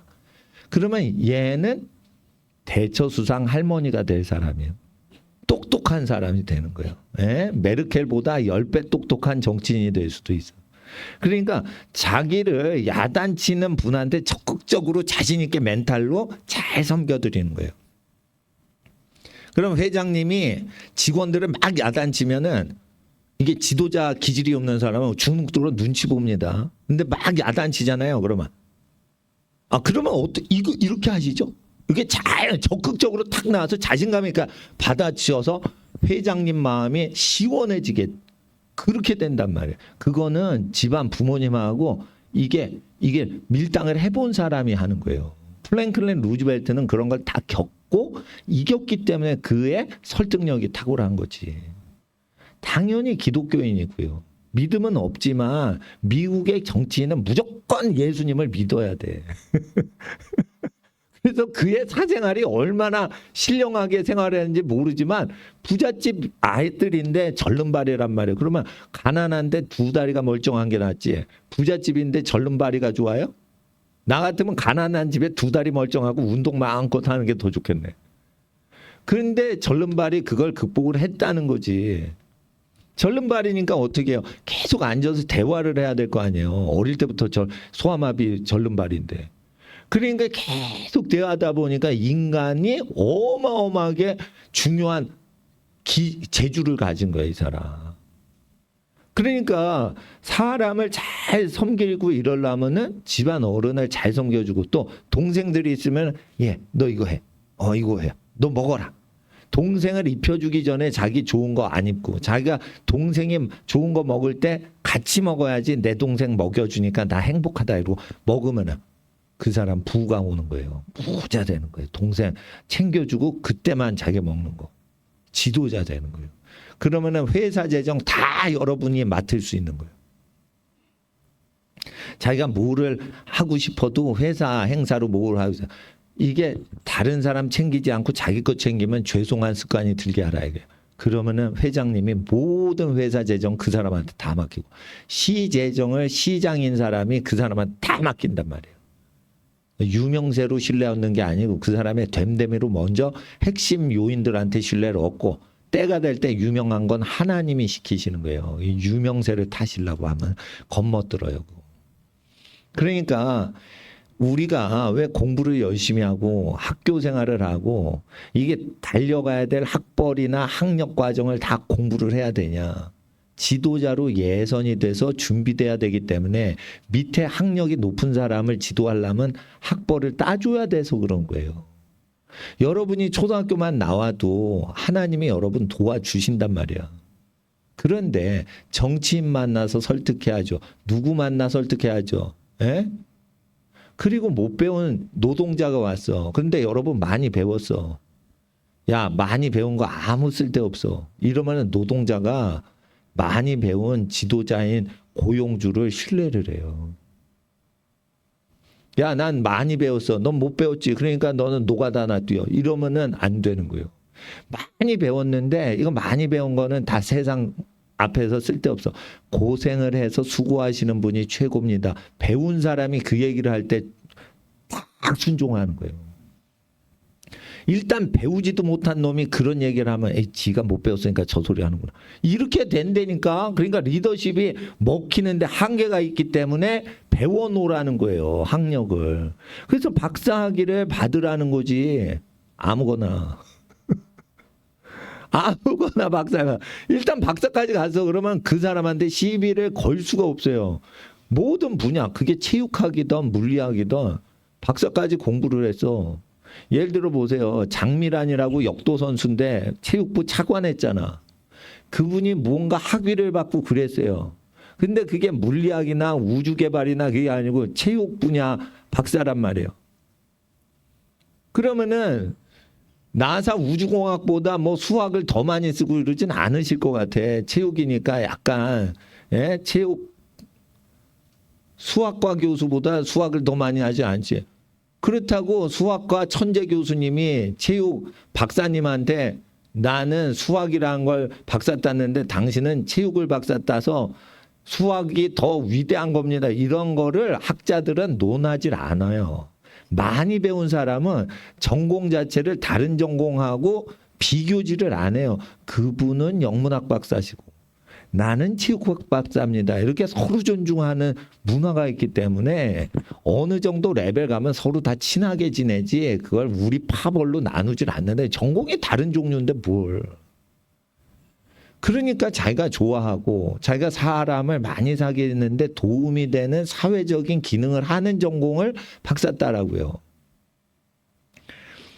예를 들어 보세요. 쓰레기 재처리학과 박사 이러면은 이름이 안 좋아. 예? 사람을 사귈 때 쓰레기 재처리학과 박사입니다. 이러면은 약간 쓰레기 느낌 들잖아. 환경학 박사. 이렇게 하면 환경을 사람이 살기 좋은 쪽으로 하니까 굉장히 이 사람은 사람을 도와주는 것 같은 이미지를 주죠. 그러니까 사람 교제를 할 때 도움이 되는 분야를 해야지 그 분야를 연구한다고 되는 게 아니에요. 여러분이 박사를 땄어. 뒤에 오는 박사들이 또 다른 분야를 개척해서 우리의 기술과 전공이 소용이 없어지는 시대예요.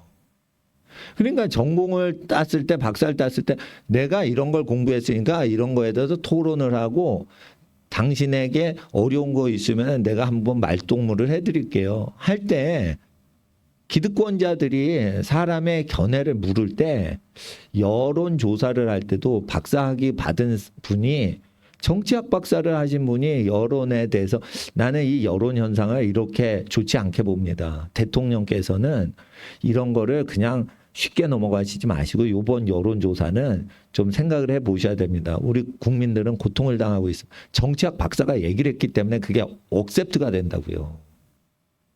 쉽게 말해. 그러니까 정치학 박사는 내가 생각할 때 어려운 박사학위 같지는 않아요. 경제학 박사는 계속 수학을 해야 돼. 이거 어려워요. 재미도 없어 경제학은. 근데 정치학 박사는 정치인들 까면 되는 거야. 이거는 법학 박사처럼 많이 암기하고 이런 것도 없어. 그냥 정치 잘못하면은 그걸 비평하고 정치를 안 해도 돼요. 근데 박사님인데 누가 뭐라 그래? 에? 정치인들에 대해서 평론하는 사람인데. 골치 아픈 수학도 없고. 에? 설문조사만 하면 되고. 설문조사에서 논문 쓰는 거는 논문 쓰는 그거 도와주는 컴퓨터 돌리는 업체한테 부탁을 해도 그거 해주는 게 있어요. 그러니까 하나님 앞에서 무슨 전공이든지 자, 따라하세요. 밥벌이용으로 전공 택하지 말고 사교 활동을 위해 택하자. 그러는 거예요. 그런 거. 응? 전공을 하는데 예를 들어 제가 대학 다닐 때는 가정학과라는 게 있었어요. 요즘은 가정학과가 없어. 근데 가정의 모든 것을 박사학위를 따는 게 있어요. 경희대 가정학과가 있었어요. 서울대도 있었어. 그리고 옛날엔 섬유공학과, 이 양복을 양장 옷감을 만드는 방직 공장의 그 섬유 펄프를 연구하는 과학자들이 있었어요. 지금은 재료공학과라고 해서 우주선 재료도 만들고 티타늄도 만들고 안경테 티타늄 이런 것도 하고 섬유 재질도 연구하고 재료공학이 넓어졌지만 그때는 양복 만드는 학과가 있었어요. 그때는 그러니까 우리나라가 발전이 안 됐으니까. 근데 가정학과를 만들어서 예를 들어 여러분이 박사를 땄대 봐. 근데 많은 사람을 만날 수 있고 상대를 할 수 있으면 그게 좋은 거예요. 박사학위를 따도 일자리가 없어질 때를 대비해서 사람 만나고 사람을 상대하기 좋아야 되는 거예요. 식품 영양학을 했다. 많은 사람에게 자기가 사회활동할 때 도움이 된다 그러면은 그게 좋은 거라니까. 예를 들어 보세요. 60세 은퇴하죠. 그러면 대학 교수도 그만둬요. 그때부터 박사학위는 죽을 때까지 갖고 가는 거예요. 그러니까 은퇴했는데 경희대 영문과 교수님인데 저 밥 사주시더라고요. 여기 요 근처에서. 그래서 갔더니 미국에 있는 아들이 어려운 일이 있는데 뭐 같이 기도하고 뭐 했어요. 근데 기도를 했는데 그분이 은퇴한 다음에 더 바쁘다는 거예요. 더 바쁘다는 거예요. 왜 그런 줄 알아요? 박사학위가 있으니까 은퇴하신 다음에는 이것 좀 도와주세요. 저것 좀 도와주세요. 그리고 자문 역할을 하는 거예요. 계속. 교수님 이렇게 하려고 그러는데 어떻게 생각하세요? 저렇게 하려고 그러는데 어떻게 생각하세요? 사회 모든 단체나 회사나 공공기관이나 이렇게 물어본단 말이에요. 은퇴하시니까. 그러니까 은퇴 후에 더 바쁜 생활을 위해서 20대에 박사 공부를 하는 거예요. 60에 은퇴할 때를 대비해서. 근데 보통은 20에 박사 따면 돈이 나오냐 뭐가 나오냐 야 빨리 취직해라 이러면 30대에 도움이 안 되니까 박사학위를 안 하는 거거든. 근데 박사학위를 한다는 거는 60 이후에도 계속 사회활동을 어느 정도 자기가 사교 활동을 하려고 하는 거예요. 우리나라는 선비우대 문화가 있으니까. 미국이나 스위스에서는요 박사 안 따도 돼. 시계만 잘 만들면 최고예요. 학위 필요 없어. 그거는 스위스 국민성 때문에 그렇게 사는 거예요. 우리나라는 학벌을 안 따면 기술이 좋아도 안 알아주려고 그래요. 이게 못된 기질인데 인정을 해야 되는 거예요. 스위스 민족이 아니에요. 우리나라는. 스위스는요. 전쟁에서 피를 흘리는 남자를 최고로 여겨요. 용감하고 지혜롭고 결단력 있고 책임감 있고 부지런하고. 그런데 우리나라는 일단 남자가 공부를 해야 돼. 여자도 공부를 해야 돼. 에? 공부를 해놓고 뭘 잘해야 돼. 이게 뭐냐면은 유교 사상 때문에 이게 온 거라고 생각이 되는 거예요. 그러면은 공부하는 게 나쁜 거냐? 아니에요. 그 공부하는 걸 잘 이용해서 파도가 올 때 파도에 빠지지 말고 파도 타기를 하면 돼. 스위스에는 공부 많이 하라는 험난한 큰 폭풍 파도가 생기지 않아. 그러니까 파도 타기 곧 공부를 많이 해서 성공해야 되는 위협의 파도가 없어요. 그러니까 파도 타기도 안 해도 돼. 근데 우리나라는 공부를 많이 해야지 안 하면은 너는 사회적으로 매장시킬 거야라는 거대한 위협적인 파도가 공습해 온단 말이에요. 엄습해 온다. 그러면 파도 타기를 하려면 파도 타기 이게 서핑 보드를 사야죠. 균형 잡는 거를 배워야죠. 그리고 파도가 올 때 당하지 말고 그걸 타고 올라가면 되는 거예요. 그러면 그걸 즐기면 되는 거예요. 그러면 공부를 해내면 되는 거예요. 근데 공부를 해내는 게 파도 위로 올라가는 거예요. 그거를 안 하겠다고 그러면 파도가 엄청나게 오는 동네에서 태어났는데 어쩔 거예요. 여러분 포르투갈 가면 전 세계에서 가장 큰 파도가 있는 나라는 포르투갈이에요. 지구상에서 가장 높은 파도를 보고 그걸 관광 촬영하고 싶어. 포르투갈 가셔야 돼. 대서양에서 포르투갈 항구로 오는 어떤 특정 지구인데 전 세계에서 가장 큰 파도래요. 그러니까 무섭다는 거예요, 어떻게 보면. 근데 높은 데서 그걸 찍으면은 그게 다 보이는데 그 전 세계에서 파도 그거 사진 찍으려고 거기 와요. 만약에 학벌로 차별하는 엄청난 위협하는 파도가 있다면 그건 대한민국 파도예요. 사람 차별이 그렇게 심해요. 그러면은 그걸 타고 올라가야지. 그걸 타고 올라가는 게 너무 심하니까 미국 유학 가서 전 재산 다 탕진시키면서 애기들 유학시키는 나라 보세요. 이게 생존 경쟁이 아주 치열하고 피를 흘리는 거예요. 그럴 때 어떻게 해야 돼요? 저는 전술 전략을 약간 보완을 하는 거예요. 미국 가면 7억이 깨져 기본적으로 박사학위 받아오는데 그런 식으로 가지 말고 석박사를 국내에서 하면서 석박사 받는 동안 자기가 사업을 하란 말이에요. 석박사를 하면서 밤새 이게 타이핑 치고 레포트 하면서 낮에 사업할 수도 있고 그렇게 된단 말이에요. 그래서 박사학위까지 다 받고 일찍 받고 돈이 많으니까 사업체를 운영하니까 집에 사업체를 딱 맡겨 가게를 맡겨. 가게에서 번 돈 절반을 창업주인 젊은 사장님 해외 유학비로 대기하면 되잖아. 그러면 60에 회사도 계속 유지, 20대 설립한 회사가 60대까지 지속이 되게 하란 말이에요. 그리고 박사를 받았으니 사회 활동이나 교제 활동은 박사학위 갖고 하고 사업으로 하지 말고. 돈은 계속 버니까 회장도 되면서 연구소 소장도 하고. 그렇게 여유 있게 이것도 하고 저것도 다 해보시라 이거예요. 그게 21세기에 맞는 직업관이고 학벌관이에요. 학벌을 많이 따고 비즈니스도 따로 하셔야 돼요. 비즈니스에 제일 어렵고 정치에 어려운 게 뭐예요? 사람 대하는 거죠. 그러니까 높은 분을 계속 대하라고 일주일에 한 번씩 식사 접대하면서 누구? 할아버지 할머니 대상으로 어떻게 해요? 높으신 분한테 이게 어법이 다르죠. 동생하고 말이 다르죠. 어법이. 할아버지 할머니한테는 존칭어를 써야 돼요. 그런데 그게 입에 달게 되게 하라 이거예요. 그리고 섬기면서 말대답을 하고 섬기면서 해야 되는 그 테이블 매너를 계속 배우려면 엄마 아빠 대해드리는 것보다 할아버지 할머니 접대해드리는 게 굉장히 사교술 발달에 도움이 되는 거예요. 그래서 큰 사업은 어떻게 해요? 식사하면서 10억 원이 체결되는 거예요. 그거 준비하라는 거예요. 선교사님이 모슬렘권에 있다가 쫓겨났어요. 추방당했어요. 지하교회 이슬람 지역에서 지하교회 운영하다가 아랍 사람이 고소해가지고 경찰한테 발각돼가지고 추방이 됐어요. 그러니까 어떻게 해? 인생을 40대 후반까지 다 아랍 지역에서 보냈는데 할 줄 아는 거는 전문인 선교사로 사업하러 왔습니다. 이렇게 했는데 사실은 사업하는 척하고 사업은 안 하고 전도만 한 거야. 근데 쫓겨나서. 그러니까 어떻게 해? 사업을 해야지. 사업을 했어요. 사업을 진짜 했어. 이제 쫓겨나 추방당한다면 사업을 했어. 그런데 어떻게 되냐면 사업을 해도요 돈이 안 벌려. 그러다가 어떤 사람 만났는데 계약을 했는데 10억 원이 온 거야. 그때부터 사업이 본궤도에 올라가지고 쫙 돈을 많이 벌기 시작했대요. 그래가지고 그 사모님이 스위스 백인 선교사님이에요.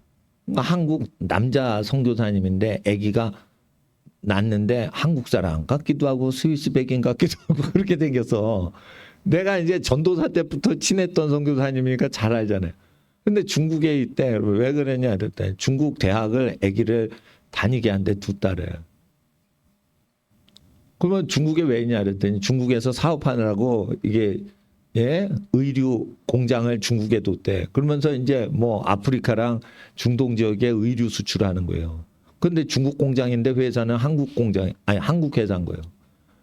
근데 한 번의 만남으로 확 되는 거는요, 그 괜히 되는 건 줄 아세요? 우연이 아니에요. 식탁 테이블 매너가 좋아서 그런 거예요.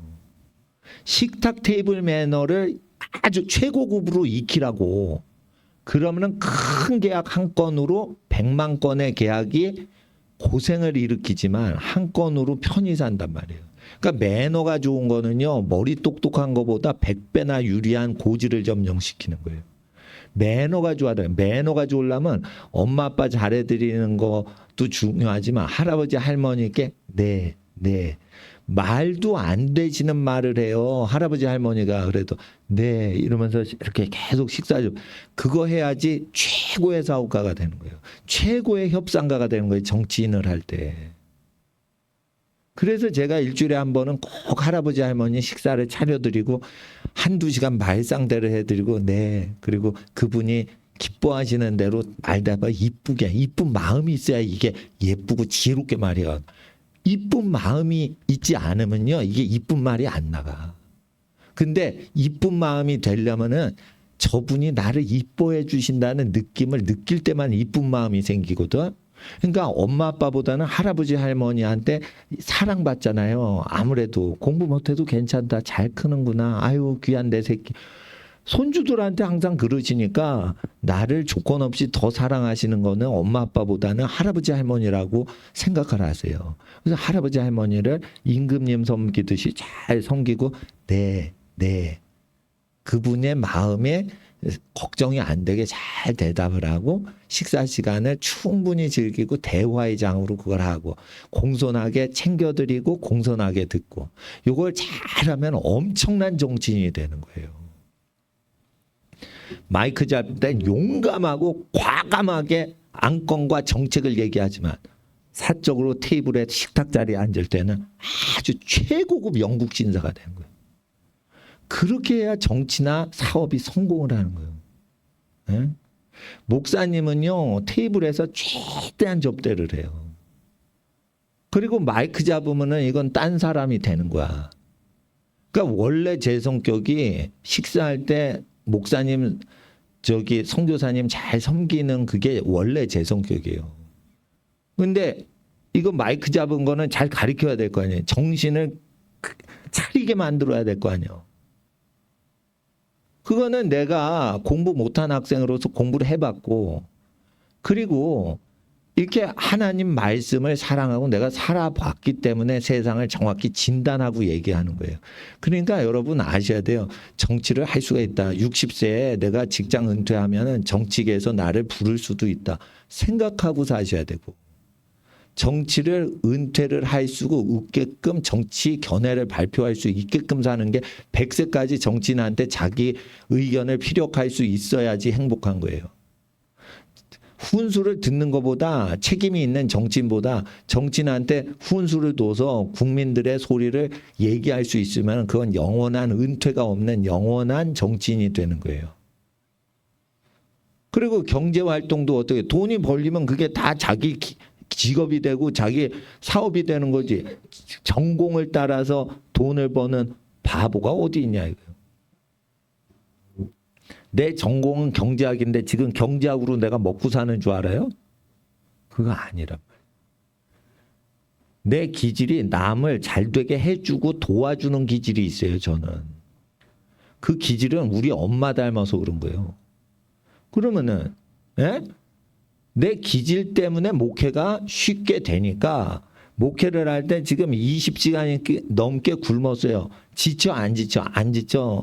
청소년이 잘 되기만 하면 밥을 먹은 거랑 똑같이 몸이 느끼는 거예요. 그러니까 자기 천성에 맞게 기질에 맞는 일을 해야 돼. 그거 아무나 못해요.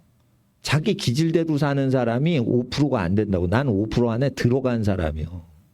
왜 그런 줄 알아요? 안정된 생활인 대교회, 대형 교회를 그만뒀기 때문에 난 용감했기 때문에 내 자유를 찾은 거고. 다른 목사님들 그렇게 못 사니까 대형 교회 목사님들한테 개척을 하시라고 얘기를 하는 거예요. 가난하더라도 자기가 자기 발전시킬 수 있고 목숨 걸고 사는 거니까 그게 낫다고 생각하고 그 교황청 같은 피라미드 조직에 있으면 안 좋다는 거예요. 그래서 나는 교회 일 잘 못해요, 사실. 교회 일 잘 못해.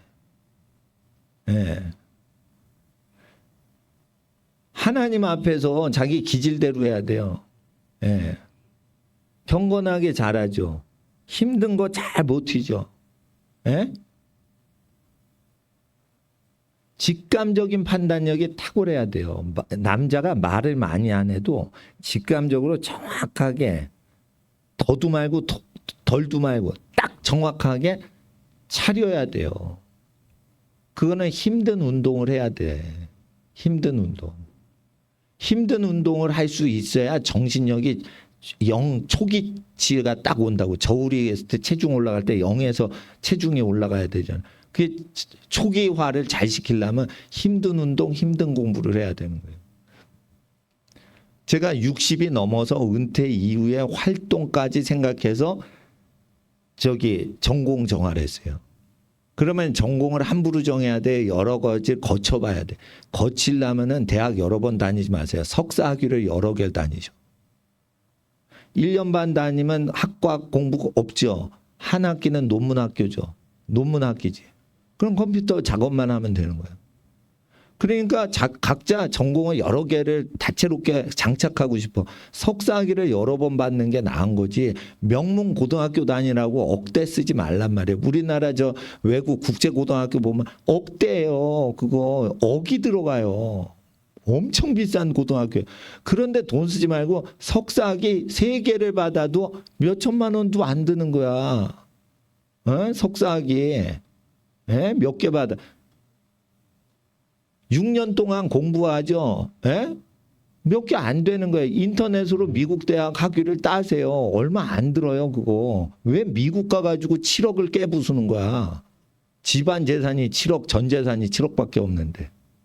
그러니까 부모가 전 재산이 7억인데 7억을 다 녹여가지고 보낸 거야. 그리고 빚을 져서 사는 거야, 부모가. 이게 싫어합니다. 근데 애가 7억을 들여와서 박사학위를 받았는데 미국 정부가 유학생은 취직을 못하게 하는 게 정책이에요. 그러면 오죠. 오면은 7년 동안 미국 갔던 애가 취직이 되냐? 안 돼요. 미치는 거예요. 부모는 재산 없애고 빚더미 안에 앉았는데 아들이 7억 쓰고 와서 박사 땄는데 안 되는 거예요. 그렇다고 사업을 했어. 뭐 했어? 아무것도 못하는 거예요. 학점 따다가 끝난 거예요. 그렇다고 뭐 하버드를 나온 것도 아니에요. 그럼 뭐예요? 바란스가 깨진 거예요. 살아가는 그 경제적인 활동에 축을 뽑아가지고 교육비로 다 쏟게 되는 바란스가 없는 거예요. 그러니까 미국 유학 가려면 부모 재산이 20억 이상 넉넉히 있는 집안이 가지, 그러지 않으면 미국 대학을 7억 쓰고 다니거나 우리나라 대학에서 7년 동안 7천만 원 쓰고 박사학위를 가성비 있게 받거나 차이가 없어요. 왜? 우리나라 대학이 지금 유명해져요. 그렇기 때문에 국내에 남아서 자기가 어떻게 재산을 아껴가지고 우리 가족 잘 되게 하는지를 꿍꿍이를 쓰는 게 행복한 거지. 내가 잘 돼야 된다 부담감이 있지만 우리 가족 잘 돼야 된다 그러면 기대감이 생기는 거예요. 여러분 부담감을 택할래? 기대감을 택할래? 우리 가족을 어떻게 하든지 일으켜 세워야겠다. 할아버지 할머니 돌아가시기 전에 내가 잘 되는 거를 꼭 보여드려서 행복하게 해드리고 천국 가시게 해드리고 싶다. 이런 가족을 위하는 이타적인 마음이 목표가 있다면 내가 무엇을 하든지 뭐를 할까? 우리 할아버지 할머니 기쁘시게 나이 드셨을 때 천국 가기 전에 나를 사랑하시는데 내가 기쁜 소식을 증거해 드려야지. 예수님 말씀대로 내가 복을 받은 걸 보여드리고 싶다. 이러면은요 기대감이 생겨요. 자기 일이지만 부담. 어떡하지? 이거 붙어야 되는데 내가 취직을 해야 돼.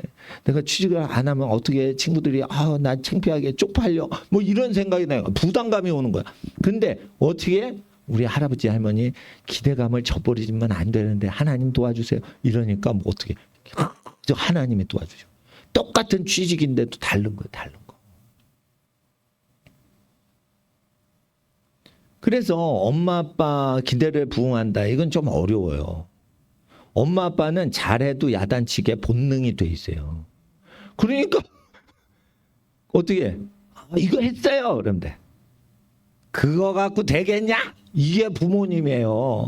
그러니까 엄마 아빠는 야단치는 기계라고 보시고 그냥 야단치시면 날 잘 되라고 야단치신다 이러고 야단을 받는 단단한 멘탈을 키우는 거면 잘하는 건데 할아버지 할머니 천국 가시기 전에 내가 잘 되는 거 손주들이 잘 되는 거 보여드려. 이런 아주 이쁜 마음을 가지셔야 돼. 그러면은 정치를 하거나 사업을 큰 계약을 할 때 진짜 멋지게 삽니다. 프랭클린 루즈벨트가 21세기에 나타났다고 봐야 돼요. 협상의 천재 프랭클린 루즈벨트 대통령. 그는 대통령으로 성공한 게 아니야. 협상을 하면 사적인 식사 모임에서 모든 개인적으로 녹여버려야 아니면 설득을 하는데 능력이 있기 때문에 위대한 정치인이 된 거예요. 그러니까 식탁에 능한 사람이에요.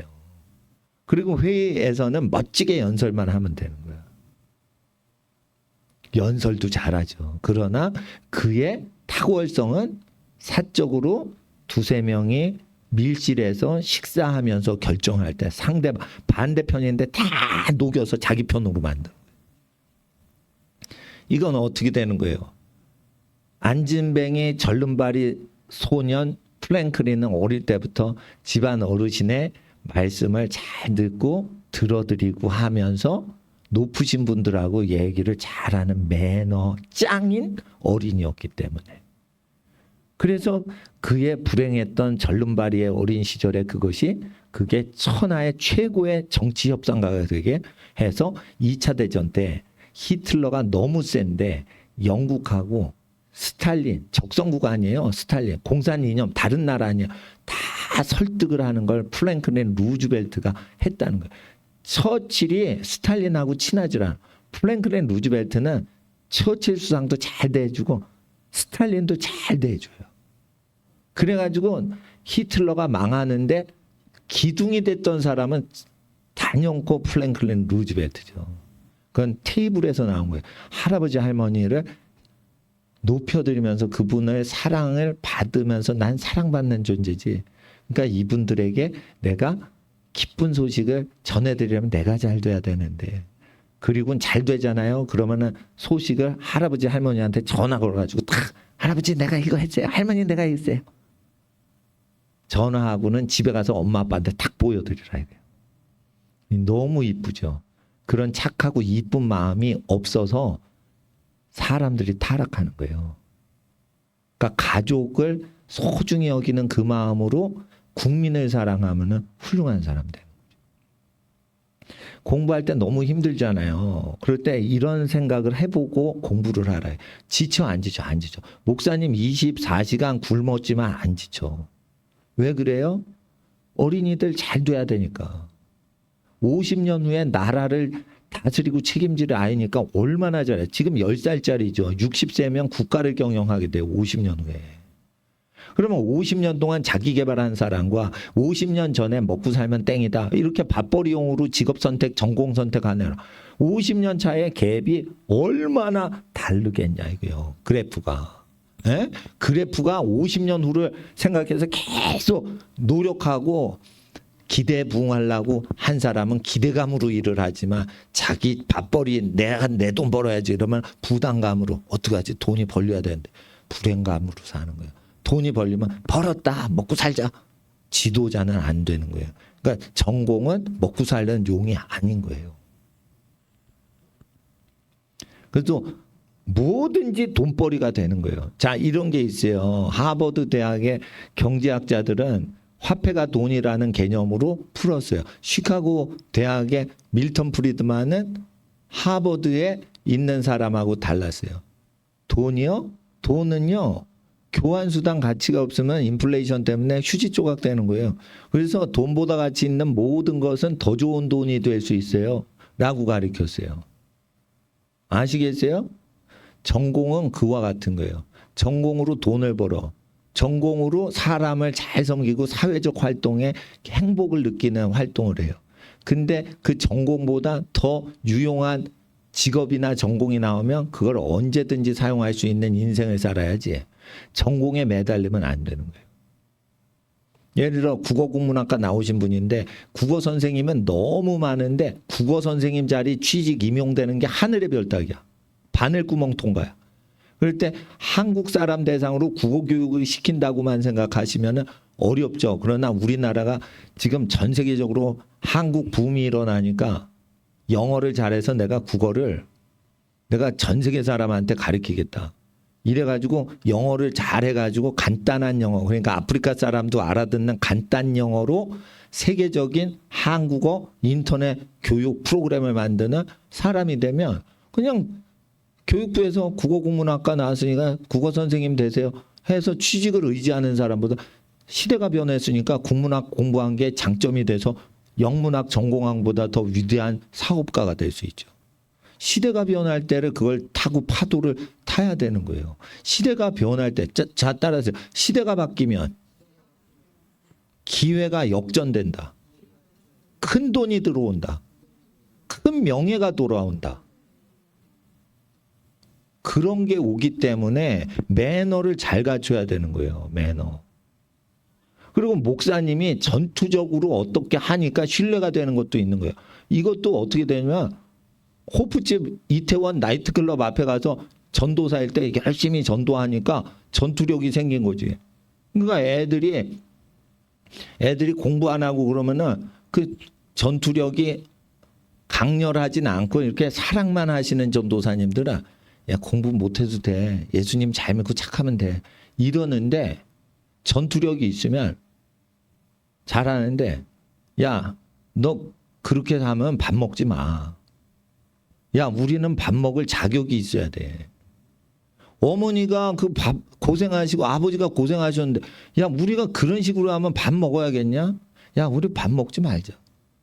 이렇게 결단적으로 가야지 청소년 지도를 할 수 있는 거지. 여러분, 청소년한테 이렇게 뭐 누가 난 널 사랑해. 난 전도사님인데, 난 널 좋아. 우리 예수님 잘 믿어. 이거 갖고 안 돼요. 철이 없는 애들이기 때문에. 근데 여러분 청소년 애들처럼 철이 없는데 세상 사람이 철이 없어요. 하나님 옳은 뜻으로 복된 뜻으로 안 와요. 그러면 여러분이 독해져야지. 근데 독하게 전투적으로 나를 던져서 살아가는 기질은 졸업하기 전에 학창시절에 자기를 공격적으로 만들어야 되는 거예요. 공부할 때 공격적으로 공부한 사람이 지도자가 되는 거예요. 시키는 대로 야 고등학교 1학년 과목 고등학교 때 공부해 이러면 안 돼. 공격적이어야 돼. 초등학교 4학년 때 중학교 공부를 하고 있어야 돼요. 공격적으로 가야 돼요. 내가 공부를 못할 거다. 중학교 때 처음 공부하면 중학교 과정이 어려우니까 미리 공부해야지 어려운 거라도 중학교 가서 그나마 이해를 하지. 그래가지고 미리 3년 전, 4년 전에 땡겨 공부하는 사람이 어려운 중학교 수학도 미리 봤으니까 덜 어려워진다라고 부지런을 떨어서 공격적으로 공부를 해야지. 예? 게으른 학생이 있을 때 야 우리가 밥 먹지 말자. 이 결단력으로 막 달라붙게 할 수가 있는 거예요. 예? 예. 저희 아버님이 옛날에 가난한 동네 병원 없는 무진료기관 있는 동네에서 어린이들 무료 진료 많이 해주시다가 그 동네가 개발돼서 이제 병원이 많이 나졌어요. 근데 우리 아버님은 어떤 식으로 진료를 하냐면 우리 아버님 얘기를 하는데 이게 해도 되나? 애가 이지경이 되도록 엄마가 애기를 그런 식으로 하면 안 돼요. 그러면 애기 이렇게 되면 열이 더 올라간다고요. 이런 식으로. 그래서 막 애기를 위해서 막 그런 거예요. 그렇게 하지 말라고. 그런데 옆에 젊은 소아과가 등장을 했어. 간이라도 빼줄 정도로 서비스 정신이 좋은 거야. 우리 아버님은 할아버지죠. 그러니까 갓난 애기를 자기 손주처럼 생각해서 얘기를 한 거예요. 근데 옆에 젊은 아무개 소아과 의사 선생님 왔거든. 새로 개업해서. 근데 어떻게 해요? 고객님 다음에 또 오세요. 이런 서비스 정신으로 무장돼 있는 병원이 나타난 거야. 근데 우리 아버님은 아유 애기 왔네. 아이고 애기 잘해. 할아버지 개념으로 이렇게 하는데 서비스에서 밀렸어. 우리 아버지 병원이. 손님이 애기 환자가 저쪽으로 간 거야. 어머 애기 예쁘네. 애기 긍정적 마인드, 포지티브 마인드. 그래가지고 어떻게 조엘 오스틴 비슷한 거야. 긍정적 마인드. 그래가지고 뭐든지 이렇게 서비스가 좋은 말을 한 거야. 그러니까 젊은 의사 병원으로 다 간 거야. 그러니까 우리 아버님이 어떻게 식사 시간에 그런지 환자가 줄었다 이러시는 거예요. 수십 년 전 얘기인데 예, 환자가 줄었다. 아니 그 동네 어린이 환자 우리 아버지가 다 키워가지고 대학교 보낼 때까지 다 그걸 했는데 환자가 줄은 거야. 그러니까 1960년대 70년대 박정희 대통령 시절처럼 병원 경영하던 문화가 아닌 거예요 지금. 예. 그렇게 된 겁니다. 그렇게 돼가지고 뭐 환자가 막 줄을 때 뭐 갑자기 우리 아버님이 그런 거야. 오늘 내가 밥을 먹지 말아야겠다 이러시는 거예요. 그 왜요? 이러니까 오늘 환자가 없었다. 그러니까 밥을 먹으면 안 된다 이러시는 거예요. 그러니까 밥벌이를 하지 않았으면 밥을 먹으면 안 된다 이런 식으로 하시더라. 난 아직도 기억이 나. 아니, 환자 없는 건 환자가 안 온 건데 왜 밥을 안 드셔? 밥벌이를 안 했으면 안 먹는 거지. 이렇게 얘기를 하시는 거예요. 옛날 분, 6.25를 거치신 분은 목숨 걸고 일을 하고 밥값을 못하면 밥을 굶어야지 되는 거다. 책임감을 느끼는 거예요. 가장으로서 돈을. 근데 갑자기 친구분이, 저희 아버님 친구분이 갑자기 장관이 된 거야. 근데 보건부 장관이 된 거야. 그러니까 우리 아버지가 갑자기 그 정부 일을 도와드리게 됐어요. 근데 저희 아버님 때는요, 의학 박사를 안 받아도 다 병원 운영하고 병원장 다 하던 시절이에요. 근데 그 70년대 초에 의학 박사 받을 필요가 없는데 돈 들어가고 이거 왜 하나 그러는데 그냥 받으셨다는 거예요. 의학 박사까지. 근데 나중에 정부 그거를 도와드리는데 박사학위가 있어야지만 도와줄 수 있는 자리인 거예요. 그러니까 수십 년 전에 하나님이 도우셔서 하늘이 도우셔서 박사를 미리 따놓은 것 때문에 동네 병원이 안 되더라도 할 일을 계속 하니까 하나님의 은혜다 이렇게 얘기를 하시는데 박사 딸 필요가 없는 시대에도 박사를 땄으니까 더 중요한 일을 하신 거예요.